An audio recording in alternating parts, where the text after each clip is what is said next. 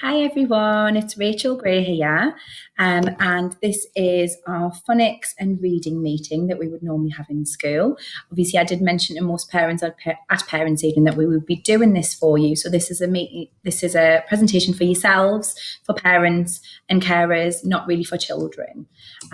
Okay, so at Kells Lane, we follow the Ruth Miskin Read Write Inc programme, and you'll see and hear your children using resources and talking about their phonics sessions as well. So, Read Write Inc in school comprises of our daily phonics lessons, and we use our flashcards. And in early years, all of your children will be very familiar with these. We also use our green words, and those are words that can be decoded by your children. So once they've learnt that letter sound, they can break those words down and build them back up to read. We also cover red words as well, which we'll talk about a little bit later.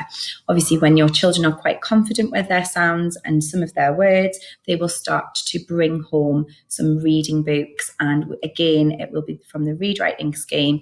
And this will also influence the way that they write and how they build up their words for writing.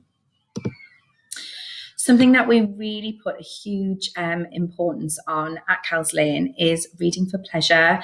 And I think you'll all agree that the best gift that we can really give our children is sharing stories and reading for pleasure with our children. I'm sure your children have favourite texts already, and obviously we do share stories on a daily basis in school as part of our learning and curriculum. So what is phonics? So phonics, it's actually something that's been around for years and years, and this method of teaching, I actually learnt how to read through phonics. Some people will be aware of what it is, others won't, so we're just going to go through everything. So phonics is about the sounds and the way that the letters sound to build up to make the words. Okay. The grapheme is the way that the letter looks. So the actual letter, so the capital G or the R in grapheme, that is a grapheme, okay? So the S at the start of sounds, that is a grapheme. So the name in the alphabet describes the grapheme, but you can also have graphemes that are made up of more than one sound. So the English language, as I'm sure lots of you will know, is very complex, and it is an alphabetic code. So within our language and the way that we talk, there are 44 sounds. And I'm sure all of you will say, well, hang on, there are only 26 letters. But that's why we have to be quite systematic about this approach, because there are lots of different combinations and variations in the way that we can make sounds using the letters of the alphabet. There are actually over 150 graphemes and combinations of letters to make 44 sounds. So as you'll know, there are some sounds that you can make in 2, 3, sometimes 4 different ways. And during our phonics teaching, we ensure that your children have a really good grasp on that.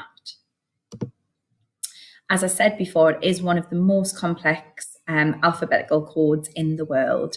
And that's why it's really important that your children have the best phonics teaching possible with us here at Kells Lane.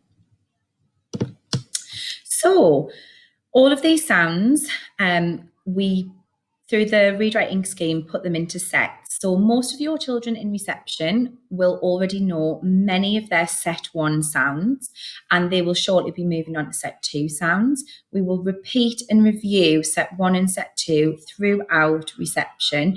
And to be totally honest with you, if your child leaves reception knowing set 1 sounds and some set 2 sounds, then that is amazing.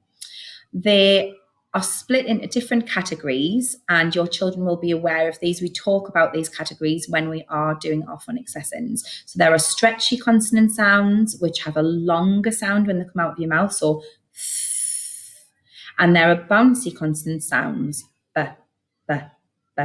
So you can see the difference there.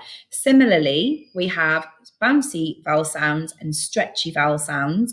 And as you can see, you're starting to see there aren't just single letter sounds.